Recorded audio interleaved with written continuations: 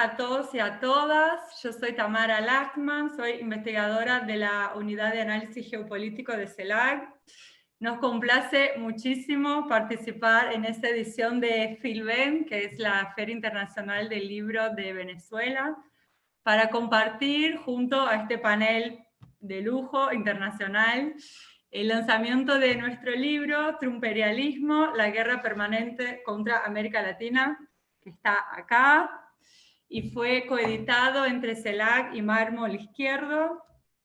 Bueno, el libro fue compilado por Silvina Romano y escriben Arantxa Tirado, que está acá con nosotros, Aníbal García y yo, que somos los que formamos parte de la Unidad de Análisis Geopolítico de CELAC. Además, también escriben Bartolomé Pasquet y Félix Caballero Escalante. Bueno, también quería agradecer a todo el equipo de diseño y de edición de CELAC que hicieron un trabajo bárbaro en esos últimos meses. Y, por supuesto, a Atilio Borón con su prólogo impecable. Bueno, acá nos acompañan en la presentación Arantxa Tirado, que es española, es mi compañera en CELAC, es doctora en Relaciones Internacionales y doctora en Estudios Latinoamericanos. Ella escribió el año pasado el libro Venezuela, más allá de mentiras y mitos. Y bueno, también está acá con nosotros Telma Luzani, también que es argentina, es periodista, investigadora, es especializada en temas internacionales.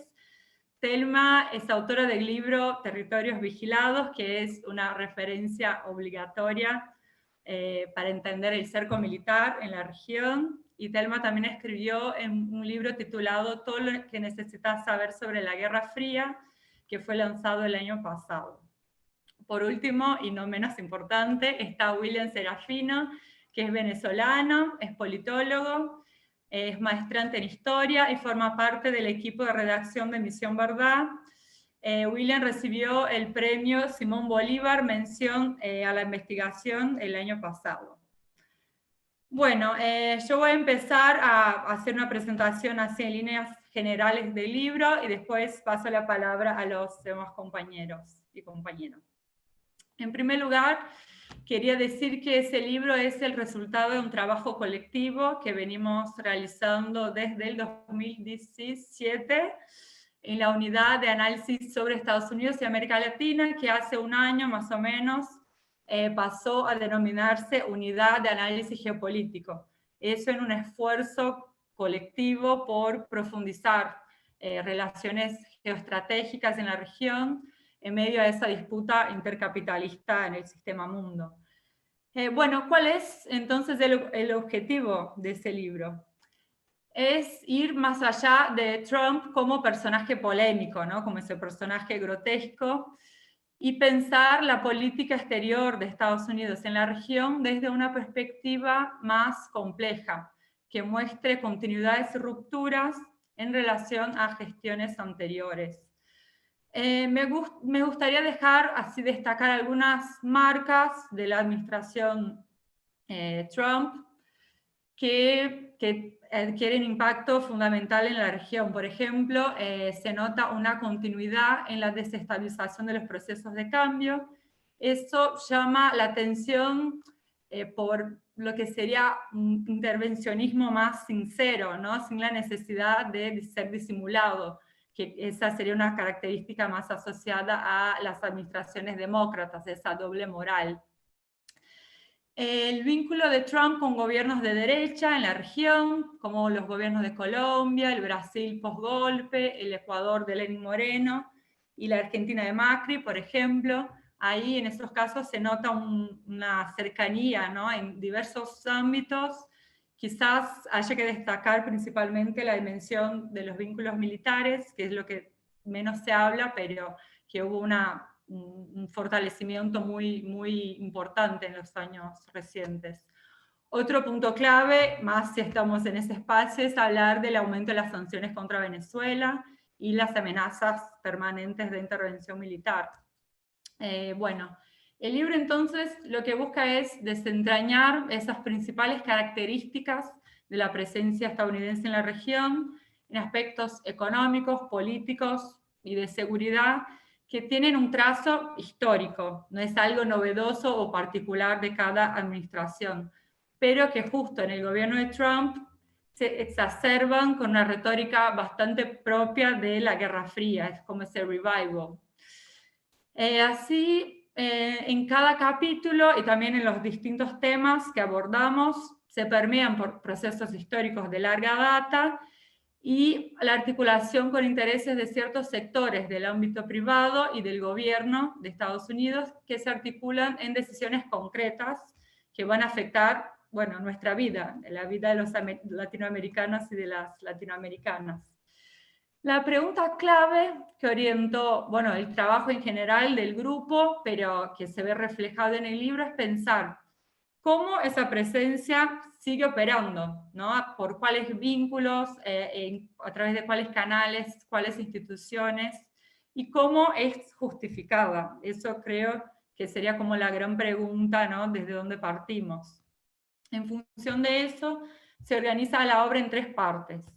En una primera parte se analizan estrategias más vinculadas a la dimensión del poder duro, que sería la renovación del despliegue militar, doctrinas de seguridad y migración, y las estrategias de guerra híbrida contra Venezuela. Eso seguramente William y Arantxa van a profundizar un poco más. En la segunda parte desarrollamos aspectos más vinculados al poder blando, que serían la asistencia para el desarrollo, la diplomacia, relaciones políticas, que, bueno, por supuesto están siempre articuladas a la dimensión del poder duro, ¿no? Yo creo que esa segunda parte, justo están algunos capítulos que presentan de forma más rigurosa la triangulación de datos, de fuentes, que es, me atrevo a decir, una de las principales características de nuestro trabajo en equipo, en la unidad. Creo que es nuestra gran fortaleza, podría decir. Por ejemplo, en el capítulo sobre los think tanks y manufacturación de consenso, analizamos más de 1000 publicaciones de algunos de los think tanks más influyentes, son 8, que, si no me equivoco, los que analizamos, y la incidencia en la formación de opinión pública, de opinión en general, ¿no?, sobre la región y su impacto geopolítico. También está el capítulo sobre dependencia en la era Trump, que hace eco, ¿no?, de categorías propias de la escuela de la dependencia de los 60 y 70, para analizar los vínculos políticos, económicos y militares. Ahí utilizamos datos provenientes de también de organismos internacionales diversos y varias agencias del gobierno estadounidense. En ese capítulo se hace una ponderación bastante sugerente y que nos llevó horas y días de discusión en grupo sobre los niveles de dependencia de distintos países de la región en relación a Estados Unidos. Otro de los temas abordados es el rol de Estados Unidos en la creciente judicialización de la política, que es, ¿no?, viene desde administraciones anteriores, principalmente, bueno, la administración de Obama, y la persecución política por la vía judicial. Sobre ese proceso, la cuestión de la desestabilización y los golpes de Estado, hay que hablar del golpe en Bolivia, que dedicamos un capítulo aparte, ya que sería como una especie de condensación, diría, de todos esos mecanismos. Y bueno, eso lo pueden ver, ahí lo dejé separado de forma ilustrada, así literal, en ese hermoso dibujito, que es una red de derecha local e internacional que tiene vínculos ineludibles con distintas agencias del gobierno de Estados Unidos. Hoy, bueno, nos emociona muchísimo ver cómo el pueblo boliviano ha logrado revertir ese proceso golpista en las urnas, que los compañeros de la embajada que están exilados estén por salir, es una emoción enorme, pero bueno, como dice el Che, hay que estar vigilantes, ¿no? Del imperialismo no hay que fiarse. Por último, está, bueno, la tercera parte del libro, que es una apuesta por dar cuenta de una complejidad, ¿no?, del sistema, del escenario geopolítico, y ahí se analizan la presencia de Rusia y China. Acá nos incorporamos a estos compañeros Bartolomé y Félix, que nos ayudaron, bueno, nos acompañó con ese aporte bastante contundente sobre la presencia de Rusia y China en la región, y también un capítulo sobre la dependencia estratégica de Estados Unidos en relación a los recursos naturales, principalmente minerales no combustibles, que eso también sería una novedad, que son tipificados como minerales críticos por la administración de Trump, y el petróleo. Bueno, creo que desde el equipo de CELAC coincidimos que es un libro que se gesta con el ánimo de dar una batalla, ¿no?, a esos sentidos comunes liberales que son proyectados por muchas voces supuestamente expertas, y ojalá se sientan interpelados y interpeladas a leerlo. Bueno, perdón, antes de pasar la palabra a Arantxa, hay que dejar registro de que esta grabación se hace el lunes 2 de noviembre, un día antes de las elecciones, así que el escenario va a cambiar, pero como pueden ver en ese libro, no cambia tanto, son más continuidades que rupturas. Le paso la palabra a mi compañera Arantxa Tirado. Muy bien, muchas gracias, Tamara, por esta magnífica presentación. Yo quiero empezar también agradeciendo a la organización de esta 16ª edición de la Filben, especialmente al Centro Nacional del Libro, a su presidente, Raúl Casal, y a todas las compañeras de la organización, entre ellas nuestra compañera Jordana García Sojo, que nos ha ayudado bastante. Y, por supuesto, hacer extensiva este agradecimiento, en primer lugar, a Thelma y a William, que son dos compañeros muy admirados. No tengo el gusto, el honor todavía de conocer personalmente a Thelma, aunque en cierto modo la he conocido a través de la lectura de sus libros. Debo decir que el libro que tiene, precursor sobre la Revolución Bolivariana, publicado en el año 2008, a mí me ayudó mucho a adentrarme en el proceso venezolano, y por supuesto ni se diga pues, el trabajo magnífico de Territorios Vigilados, ¿no? Y bueno, a William tengo el honor y el privilegio de sí, conocerlo en persona, y la verdad desde antes de conocerlo ya era muy fan del trabajo de Misión Verdad, prácticamente desde el surgimiento de Misión Verdad, que ya hace unos cuantos años. Y después de conocer a William y a otros compañeros de Misión Verdad, pues todavía soy más admiradora de su trabajo, que se hace en unas condiciones de guerra muy, muy difíciles. O sea, no solo están teorizando, están sufriendo todo aquello que ellos escriben, y con una claridad ideológica y con un nivel de compromiso y sacrificio que realmente es admirable.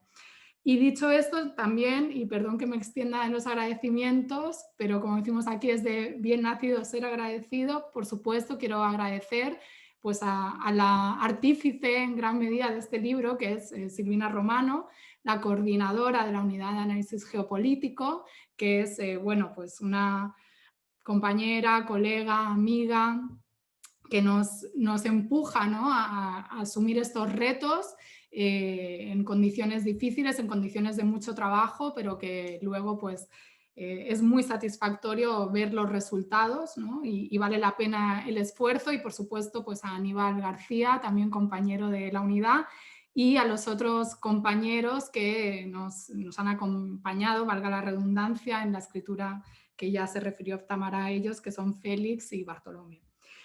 Bueno, y por supuesto a Tilio, que es otro grande. Y bueno, y por no dejarme a nadie, al pueblo venezolano que esté viendo esto, ¿no? Que es un gusto, aunque sea de manera virtual. Yo he tenido la suerte de los 2 últimos años estar presencialmente en la Filben. Creo que, bueno, ahora la ventaja es que nos verán más personas, y no hay mal que por bien no venga. Yo creo que Tamara ha hecho un panorama perfecto de lo que es el libro. Yo quisiera incidir en algunas ideas del propósito del libro y tratar de conectarlo con la situación geopolítica mundial y el papel de Estados Unidos en ese mapa geopolítico y la interacción o triangulación con América Latina. ¿Qué nos interesaba con el libro? Pues lo mismo que nos interesa en nuestro trabajo cotidiano desde la Unidad de Análisis Geopolítico, que es pensarnos desde América Latina. Puede parecer un poco contradictorio que esto lo diga una española, ¿no? ¿Cómo que pensarnos desde América Latina? Una española que ahora vive en Barcelona, no vivo en México como hace unos años, donde nos conocimos Tamara y yo. Pero bueno, los que nos hemos formado en la UNAM hemos tenido la suerte de poder analizar el mundo teóricamente y prácticamente desde otro lugar, ¿no? Yo creo que ese otro lugar, que es América Latina como centro del pensamiento, pues lo tenemos muy introyectado, porque todos los miembros de la unidad pues hemos pasado por la UNAM haciendo diferentes funciones, pero eso es lo que nos unió y nos aglutinó. Entonces, pensarnos desde América Latina para América Latina, para revertir todas esas interpretaciones, no solo sobre la región desde ojos foráneos, sino también sobre el papel de Estados Unidos hacia la región desde ojos foráneos. Interpretaciones que se extienden incluso entre los analistas latinoamericanos y latinoamericanas y que se repiten con cierto acriticismo, ideas como eso que siempre nos alerta Tirio Borón, ¿no? Que es falso, que América Latina no sea la región más importante para Estados Unidos en el mundo, cuando nos dicen que no, que Estados Unidos está muy enfocado en Oriente Medio, o ahora el centro neurálgico de la economía y la política está en Asia-Pacífico y por tanto pues ya América Latina es secundario. Yo creo que no está de más sostener con datos por qué América Latina y el Caribe sigue siendo una región de importancia geopolítica vital para Estados Unidos, para el imperialismo estadounidense, en la lógica de lo que dijo el Che Guevara, ¿no? La reserva estratégica, y ahí pues hay un capítulo dedicado al tema de los recursos que lo explica de manera magnífica. Y también desmentir esas ideas y ir más allá de esos clichés, ¿no? Como decía Tamara, esta imagen de, bueno, Trump es muy malo, pero parece ser que Obama era muy bueno, ¿no? Y hay unas grandes diferencias y en realidad Trump es una anomalía del sistema estadounidense y es un outsider del establishment. Bueno, no. A ver, hay que ser serios, ¿no? Y ese es el trabajo que nosotras y nosotros venimos desarrollando en la unidad, tratar de desmontar esos mitos que se van construyendo y que se extienden en la mayoría de analistas y que cuesta mucho ir contracorriente. También, por supuesto, siempre pensarnos ¿para qué? Pues para que nuestro trabajo sea útil a los pueblos latinoamericanos que están en lucha. O sea, no es solo un ejercicio teórico, no es solo algo para contentarnos, publicar y hacer currículum, sino que es una herramienta también para desmontar todas estas afirmaciones que no son tampoco teóricas, que tienen un correlato en la realidad y que sirven para justificar golpes de Estado, sirven para justificar injerencias políticas, sirven para tapar el impacto de sanciones, bloqueos, etcétera, etcétera. Entonces, esto, bueno, sabemos que lo que puede transformar un libro o un trabajo académico es relativo, ¿no? Porque siempre es la labor de los pueblos la que va por delante, pero bueno, si estamos ahí en una retaguardia ayudando con el pensamiento, con los datos, pues nos hace sentir bien. Y luego, bueno, también refutar esta idea de que el imperialismo pues, es algo del pasado, que ya hace muchos años que se dio este debate, pero parece que todavía colea, ¿no? Por supuesto, nuevamente cito a Tilio Borón, que es un referente para nosotras y que fue quien combatió desde América Latina con mayor fuerza estos discursos del imperio, ¿no? Un imperio sin imperialismo en su momento, pero parece ser, por increíble que parezca, porque cualquier ciudadano de Nicaragua, de Venezuela, de Cuba o de Bolivia, ahora mismo en cualquier otro país, o de México, te diría que el imperialismo existe, pero parece que hay unos teóricos, incluso de la izquierda, que todavía no se han dado cuenta de eso, ¿no? De que sigue existiendo el imperialismo. Y bueno, ¿por qué es importante América Latina y el Caribe? Porque seamos aquí latinoamericanocéntricos o caribeñocéntricos. Bueno, pudiera ser porque somos latinoamericanistas y a lo mejor tenemos que justificar nuestra función, nuestros estudios, pero bueno, también porque creemos que, como tratamos de demostrar en el libro, que en América Latina se escenifica la disputa geopolítica mundial que tiene que ver también con esa transición geopolítica hacia otro mundo. Ni se diga, ya que estamos en el marco de Venezuela, el papel que jugó la política exterior venezolana de la mano del presidente Chávez y su diseño geopolítico regional en esa transición geopolítica que hizo tanto daño que después de que se revirtieran los gobiernos de izquierda vía golpe de Estado, vía derrota electoral, lo primero que han hecho muchos de estos mandatarios de derecha ha sido desmontar los mecanismos de integración y concertación latinoamericano-caribeña, diseñados por Hugo Chávez, junto a Lula, junto a Néstor Kirchner, etcétera, etcétera. Es decir, démonos la importancia que tenemos, ¿no?, en América Latina. Siento decirlo con acento español, pero bueno, yo estoy haciendo puntos para que me den la nacionalidad venezolana, espero que pronto.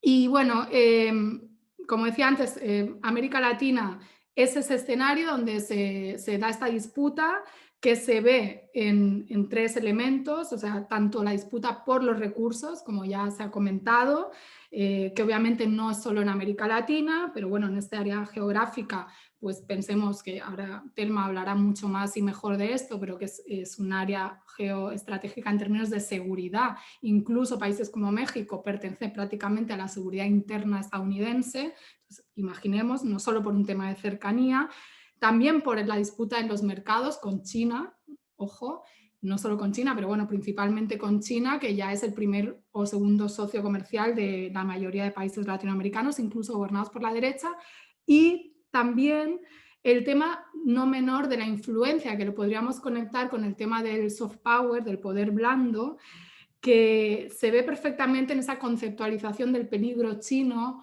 o del peligro ruso, como se ve en los documentos de las estrategias de seguridad de Estados Unidos, como en el año pasado, ¿no?, se alertaba, sobre todo con mucha incidencia, sobre la penetración rusa en Venezuela en los momentos más álgidos de la disputa con el gobierno 2.0 de Guaidó.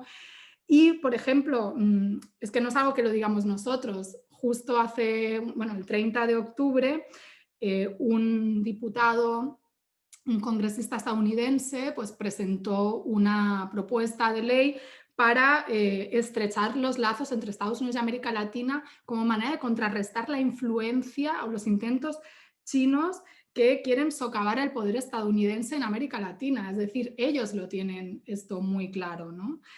Y bueno, concluyo con algo, porque si no me extendería mucho y no hay mucho espacio. Concluyo con dos ideas que creo que nos deben de quedar claras del libro y todas estas reflexiones. Una es que el imperio estadounidense no es tan infalible como nos creemos, lo demuestra la experiencia de Venezuela, ahora William después pues, podrá hablar mejor de ello. Y el otro, bueno, ni se diga, ¿no?, toda la situación preelectoral en Estados Unidos, las manifestaciones, cómo ha manejado la pandemia Donald Trump, etcétera. O sea, no estamos hablando de un imperio infalible, ni mucho menos, ni a lo interno ni a lo externo. Y por otro lado, que hay esperanza desde nuestro lado, o sea, que esas pequeñas, entre comillas, grandes resistencias, que no son solo resistencias, también son revoluciones a la ofensiva, aunque tengan que pasar a una fase de resistencia por los ataques, pues hacen mucho daño a Estados Unidos, siendo Estados Unidos el hegemón mundial. Y eso no hay que infravalorarlo, hay que valorarlo y hay que entender por qué entonces Estados Unidos está desplegando toda una serie de ataques multifactoriales y variados, renovando sus ataques de siempre, pero ahora por la vía del lawfare, por la vía de una guerra híbrida que amplía espectro y añade nuevos elementos a la contrainsurgencia de otras épocas. Entonces, quedémonos con esas dos ideas, ¿no?, que Estados Unidos no es infalible y que quizás algún día nosotros no estaremos solo haciendo libros denunciando sus ataques, sino a lo mejor podremos hacer más libros mostrando todos nuestros logros y sus ataques serán mucho menores. Gracias.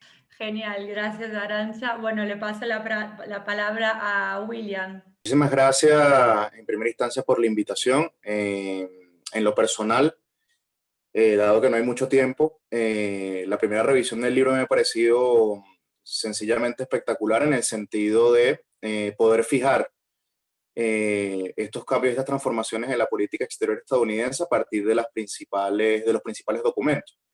Yo creo que un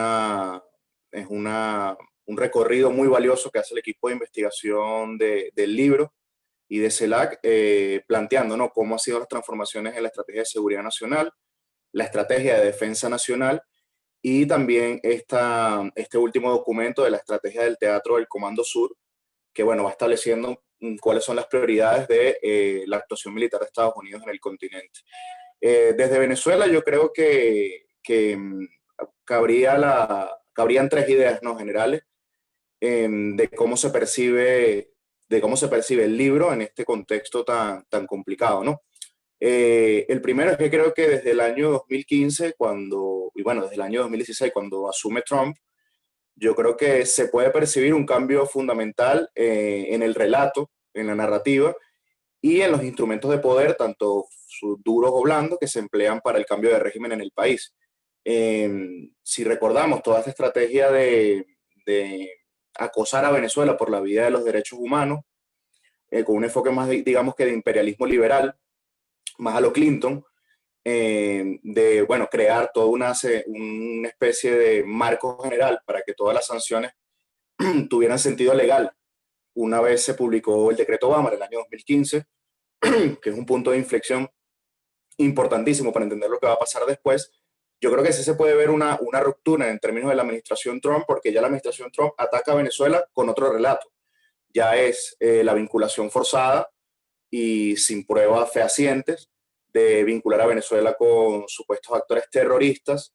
Aparece, digamos, la milicia libanesa Hezbollah como parte de un instrumento discursivo para poder encaminar una política de estrategia y de acoso militar, y pareciera que ya el tema de los derechos humanos queda relegado a la justificación de algunas sanciones como parte, ¿no?, de la estrategia discursiva del Departamento de Estado, pero que el núcleo fundamental de los ataques ya comienza a justificarse sobre la base de otras narrativas y de otros relatos. Fundamentalmente, el tema del terrorismo, entre comillas, que en el libro también está muy bien planteado, cómo se revive, cómo se resucita lo peor de la era Bush, y luego se posiciona nuevamente como parte de los artefactos políticos e instrumentales para el cambio de régimen. En Venezuela es muy evidente cómo se ha dado este cambio, esta transformación, y evidentemente sí hay una ruptura.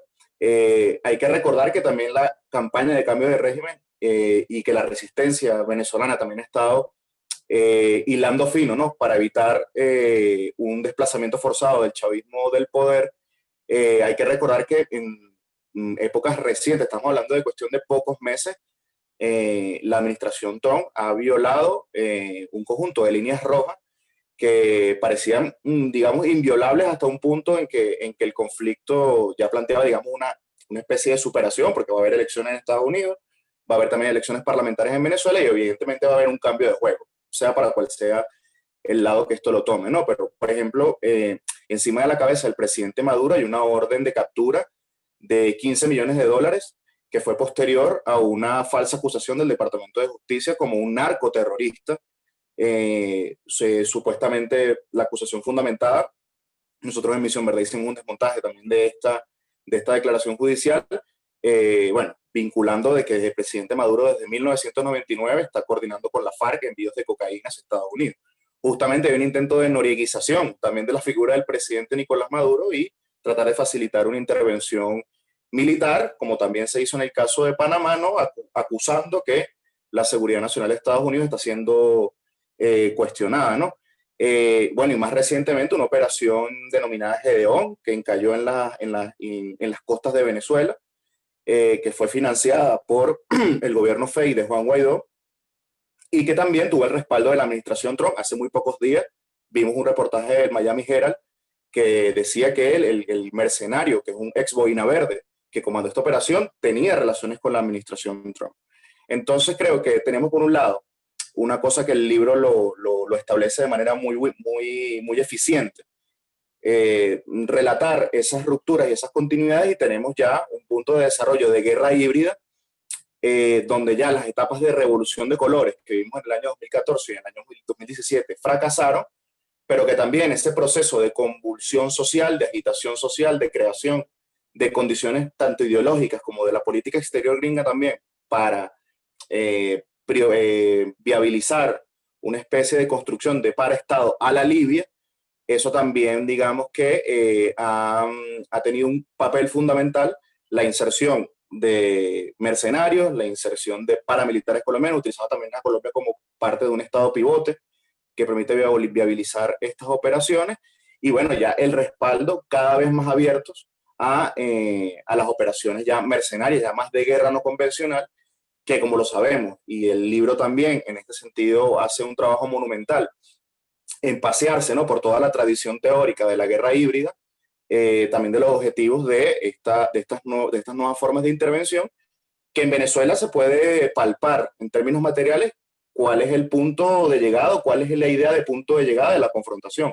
Básicamente la fractura del Estado venezolano, lo cual permitiría en el cálculo del sector privado y de las grandes corporaciones estadounidenses una debilidad institucional con la cual acceder a los recursos naturales de una manera más cómoda, una manera más fácil, reventando el monopolio estatal sobre los recursos naturales, las sanciones también, que han recrudecido de una manera brutal desde el año 2017, también ha buscado degradar el monopolio estatal de Venezuela sobre los recursos, sobre sus recursos naturales, y eso ha sido un elemento que también contribuye a entender que más allá de lo que entendamos en el plano de la abstracción y en el plano teórico, Venezuela, Bolivia, Nicaragua, Cuba, en sus componentes más materiales, en la actuación de sus estados, en cómo se ha venido desarrollando la disputa, también dan los ingredientes y los materiales fundamentales para entender de qué se tratan estas guerras híbridas.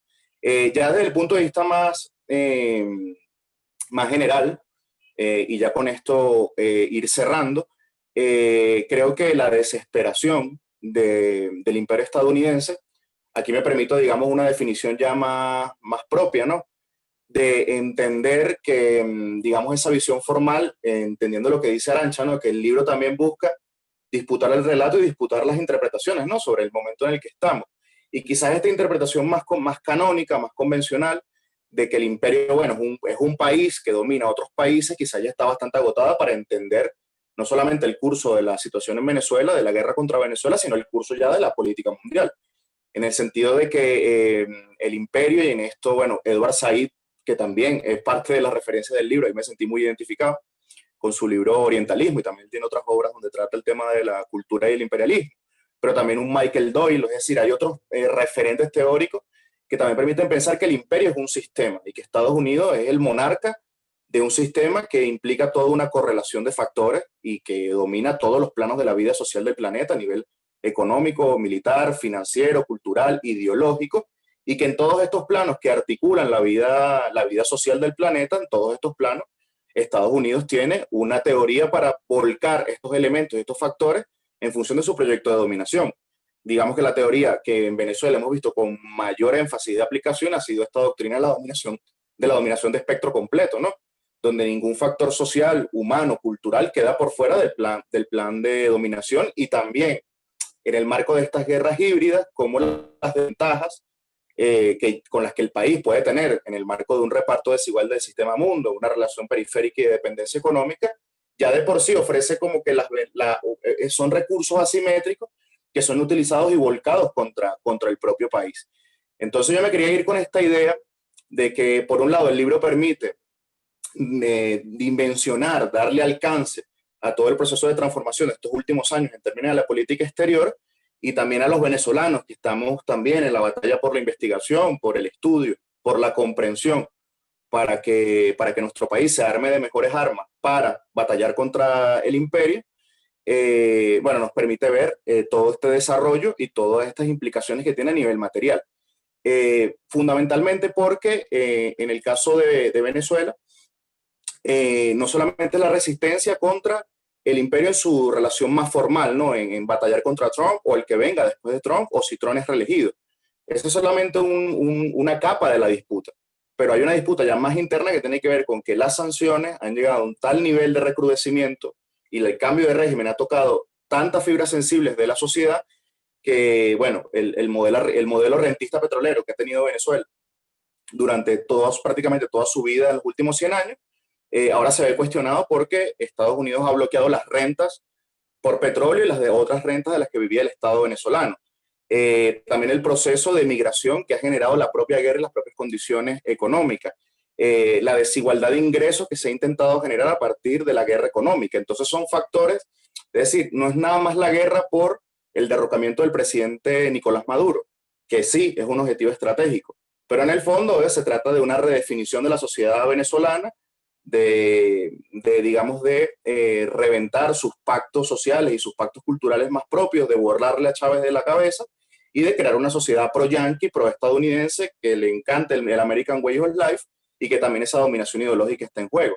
Entonces, Venezuela, digamos que tiene, ya con esto cierro, tiene esa doble pelea, ¿no? La pelea por mantener su estatus de república independiente frente a una operación tremenda que busca la fractura del Estado, y también reinventarse a lo interno, reinventarse en términos económicos, buscar la independencia económica en un contexto así, y sobre todo mantener sus grandes coordenadas históricas, simbólicas, políticas e ideológicas que llegaron del presidente Chávez.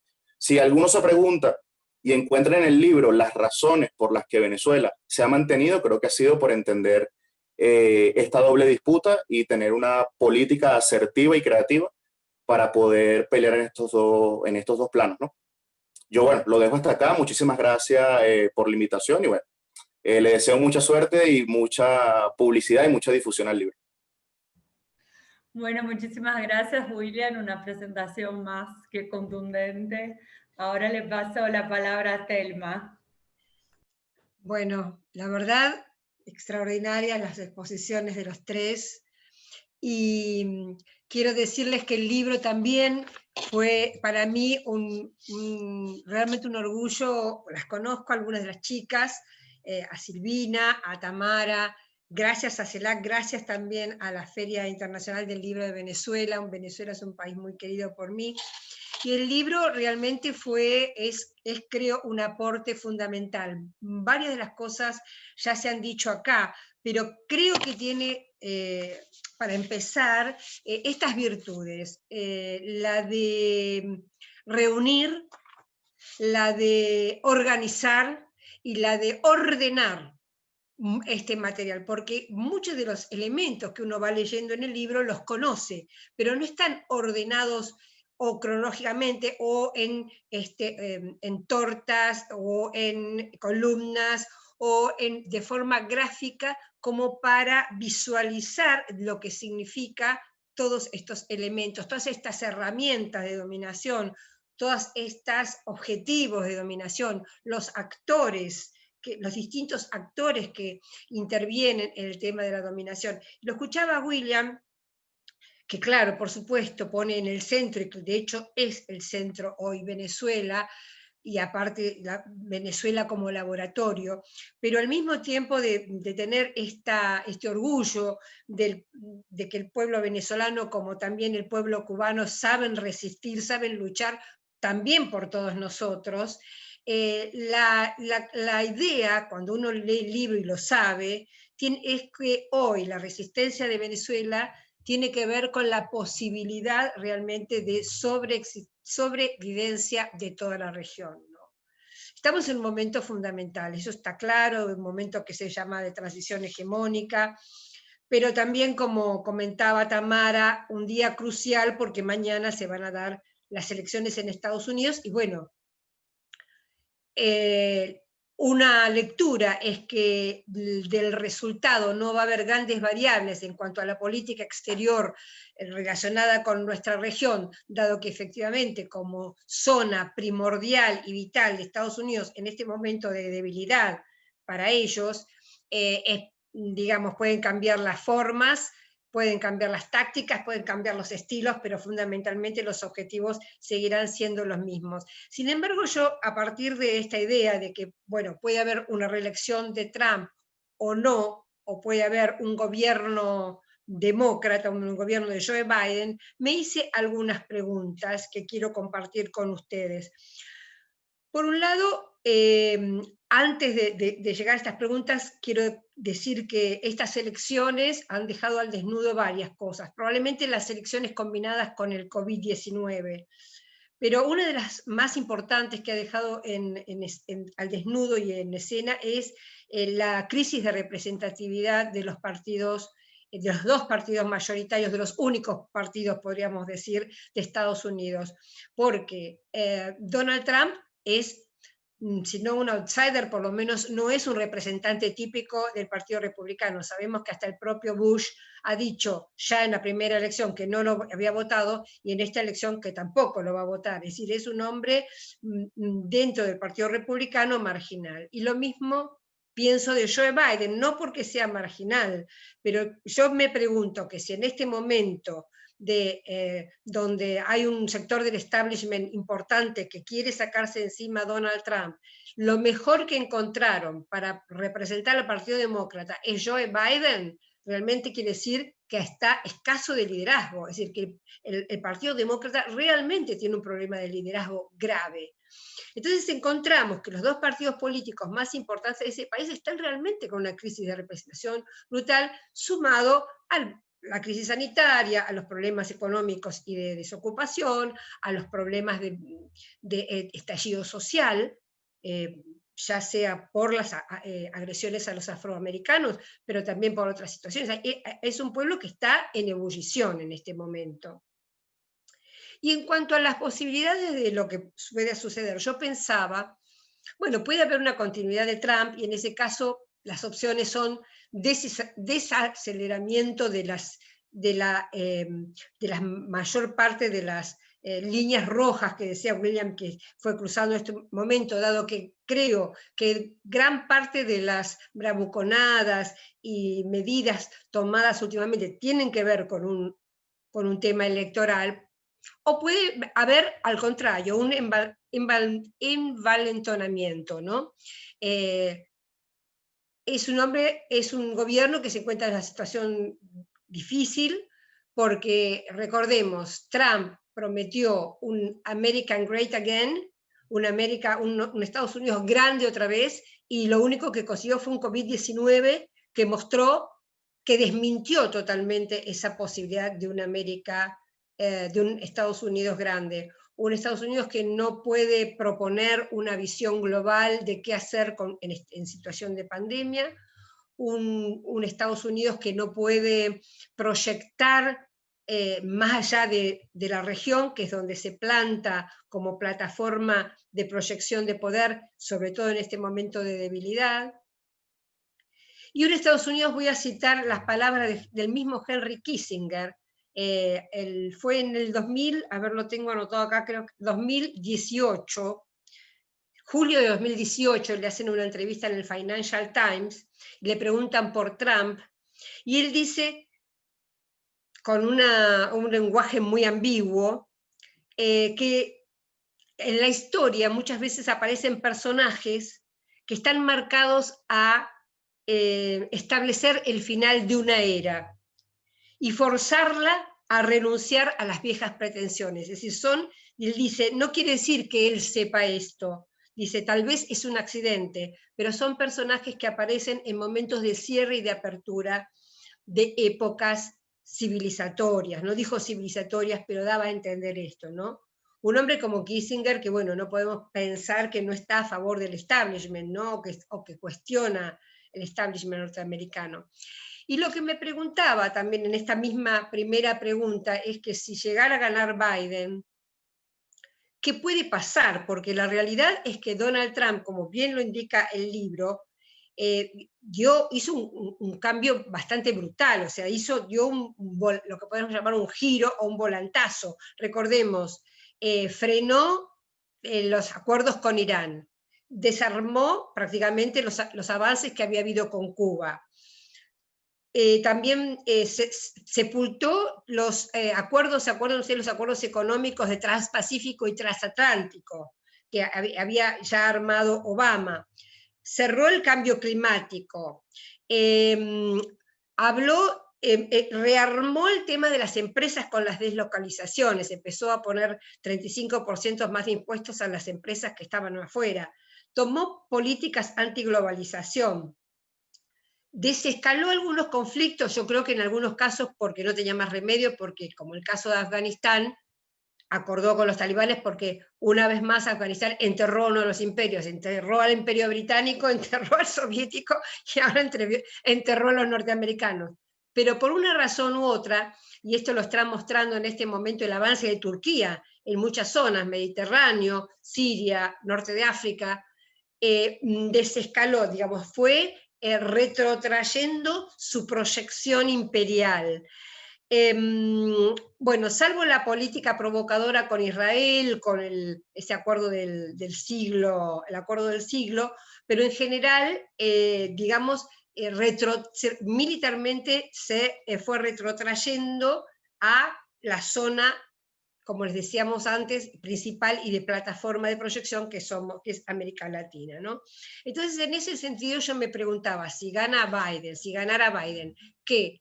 ¿Va a retomar la política desde el punto en donde lo abandonó Obama? Después de semejante cambio, el cambio que hizo con el Brexit, con Europa, ninguneando a Europa, exigiéndole que paguen más por la OTAN. Es decir, hizo en 4 años unos cambios tan profundos en algunos puntos que la pregunta es, ¿Biden va a retomarlo desde dónde? O sea, quiero decir con esto que en cualquier caso, pase lo que pase mañana, la situación de crisis me parece que va a tender a ahondarse. Pero bueno, igual lo quiero presentar como pregunta. Y en ese sentido, la segunda pregunta obvia es ¿qué pasa con nosotros? En ese sentido, el libro es magnífico porque, bueno, comentaba Tamara el análisis de los 1000 documentos de los think tanks, que es fabuloso, porque entonces uno ve, por ejemplo, que en México hay 212 de artículos, mientras en Venezuela hay 202, cuando uno podría imaginar que podía ser más los de Venezuela, y que, por ejemplo, en Argentina hay solo 50 y en Brasil 66. Entonces ese estudio con números concretos, con títulos de los artículos, es absolutamente extraordinario. Por eso digo, en esta batalla cultural, donde el enemigo lo que intenta es justamente descontextualizar, despegar de la historia para que no entendamos nada y fragmentar, nos dan las noticias o los artículos totalmente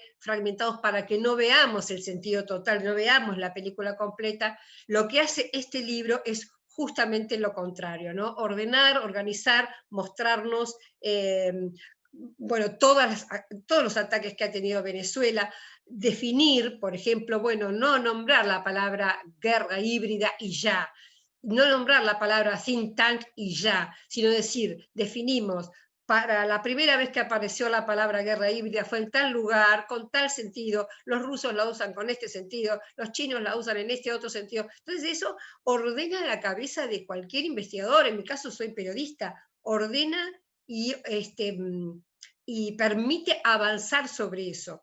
Bueno, uno de mis capítulos preferidos fue el de think tank, justamente porque arma eso que nosotros como periodistas sabemos, y es que a partir de los think tanks no solo son operadores hacia el gobierno, o sea, no solo son asesores de los gobiernos centrales, pero también asesores de los gobiernos nuestros, de los gobiernos dependientes, sino que son las mentes brillantes que vienen al periodismo a decirnos ideas maravillosas que nosotros como periodistas muchas veces repetimos y citamos sin pensarlo, y que luego se reproducen en muchos otros diarios.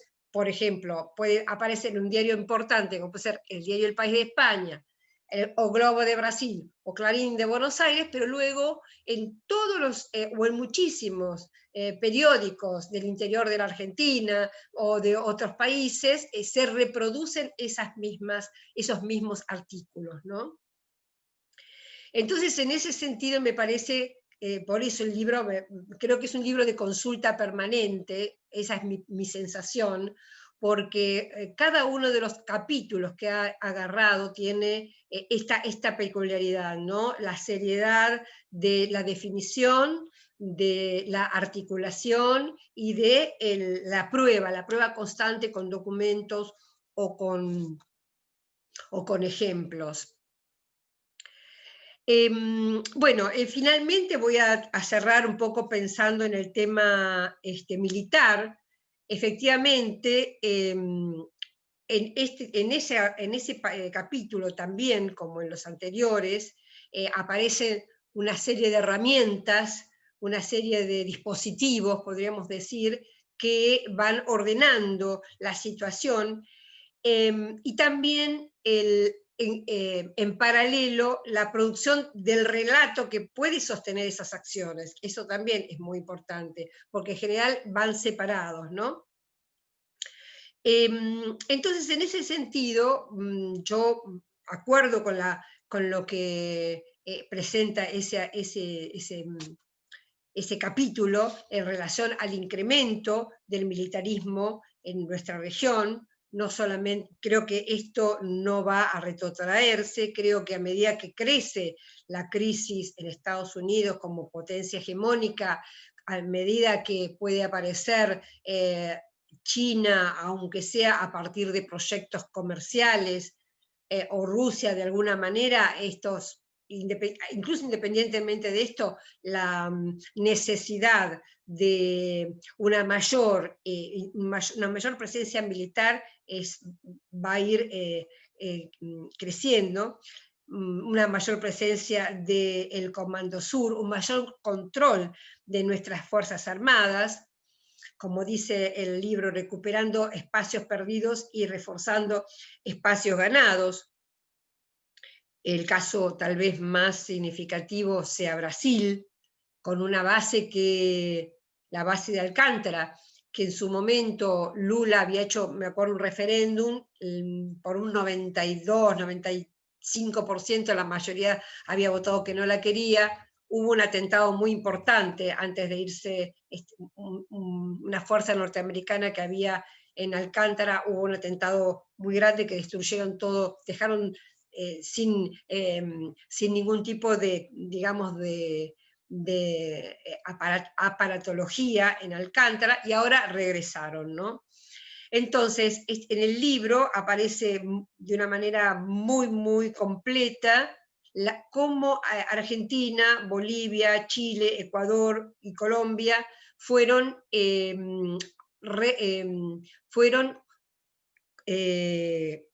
acordando nuevos pactos de militarización, a veces con las guardias nacionales o a través de ejercicios militares. Está todo muy, muy detallado. Finalmente, no sé cuándo se va a publicar o se va a difundir esta charla, pero el jueves 5 de noviembre es un día, para nosotros, un gran día, porque se cumplen 15 años del no al ALCA, aquel día maravilloso, donde todos recordamos, por supuesto, a Hugo Chávez diciendo ALCA, ALCA, al carajo, obvio, esa es la primera imagen, pero también la imagen de Néstor Kirchner mirándolo a George Bush hijo y diciéndole que no podían imponerse por la fuerza los acuerdos, diciéndole que nuestra parte del mundo era la que con mayor crudeza y con mayor prueba, era la mayor prueba de que la teoría del derrame, lejos de ser una teoría que tiende a la igualdad y a la prosperidad de los pueblos, todo lo contrario,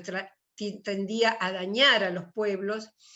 Y es un día en que, bueno, en que nosotros pudimos empezar a conseguir algo que después se plasmó en UNASUR, que después se plasmó en la CELAC, y era esa unión, esa nuestra América que tanto queremos y que tanto deseamos.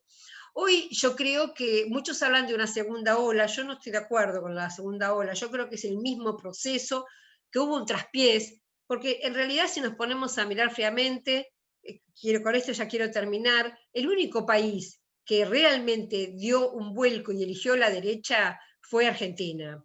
En el caso de Brasil hubo un golpe de Estado, o sea, un golpe parlamentario contra Dilma y tuvieron que meter preso a Lula.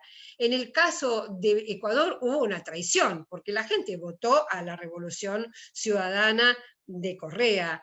En el caso de Bolivia, bueno, ni que hablar, fue ya el golpe de Estado, la vieja usanza. Entonces, en realidad, hoy un país de todos que podemos decir que hizo un cambio, eligió el pueblo un cambio de rumbo, y inmediatamente 4 años después estamos viendo que volvió arrepentidamente a elegir las políticas anteriores. Entonces creo que este momento, estos últimos años, los tenemos ver como un traspiés, un pequeño lapso, un pequeño paréntesis, pero en realidad el proceso que empezó con la elección de Chávez en 1998 y su asunción en 1999, en adelante sigue vigente, sigue en pie y vamos hacia eso, con las dificultades del caso. Hoy Bolivia, hay datos preocupantes. Ustedes saben que, por ejemplo, un minero, Orlando Gutiérrez, fue asesinado. Él no es un minero cualquiera, él es el hombre que se plantó a Yanine Áñez y le dijo: señora Áñez, el pueblo de Bolivia quiere elecciones. Si usted no da elecciones, no va a tener opción, va a tener que ver una insurrección popular. Ese hombre fue asesinado. Evo Morales, no está permitido que Evo Morales vaya a la asunción de Luis Arce. La señora Áñez invitó a Guaidó a la asunción de Luis Arce. Más allá de que vaya o no vaya, seguramente no va a ir, pero digo, son señales preocupantes. Son señales preocupantes. Y en ese sentido, creo que por eso me parece que el tema del ALCA y de la unidad quiere ser mi forma de cerrar esta charla, porque todo lo que aparece en el libro, en Trupe Imperialismo, que nos alerta contra ese imperio, es también lo que nos puede ayudar a unirnos, a reflexionar y a volver a rearmar y a reforzar eso que supimos hacer. No hace tanto tiempo que pasó, está todo vivo, o sea, está vivo en la memoria, está vivo en los deseos de nuestros pueblos y en nuestra militancia, así que no es tan difícil volverlo a rearmar. Creo que en este sentido el libro nos alerta de un montón de cosas, sobre todo vinculado al relato, a la batalla cultural, que es una de las batallas, como ya sabemos, más importantes que tenemos que dar. Así que bueno, felicitaciones a las chicas que estuvieron acá y extensivo a los compañeros, porque realmente es una gran obra, es una obra de consulta que es más que recomendable. Así que bueno, muchas gracias. Bueno, muchísimas gracias, Thelma, por esa presentación también hermosa. Creo que quedamos bien en el tiempo, es un lujo total. Me dan ganas de seguir hablando todos, y capaz que podemos quedar acá un ratito más, pero bueno, agradecer muchísimo también en nombre de Silvina, de Aníbal. Escuchar que puede ser un libro de consulta permanente creo que nos halaga, nos emociona muchísimo, pero con que sea un arma muy diminuta en esa trinchera que tenemos por delante, ya, bueno, ya es como, ¿no?, misión cumplida. Así que muchas gracias a todos. Y bueno, por cualquier consulta, tienen nuestros mails en la página de CELAC, ya que no hay intercambio con el público. Cualquier duda nos pueden escribir. Bueno, un saludo a todo el pueblo venezolano y a los que nos están escuchando. Abrazo al pueblo venezolano. Estamos con ellos. Y comentar que se va a tratar de que sea publicado el libro, sea impreso en Venezuela. Ojalá. Ojalá. Ojalá, lo haremos.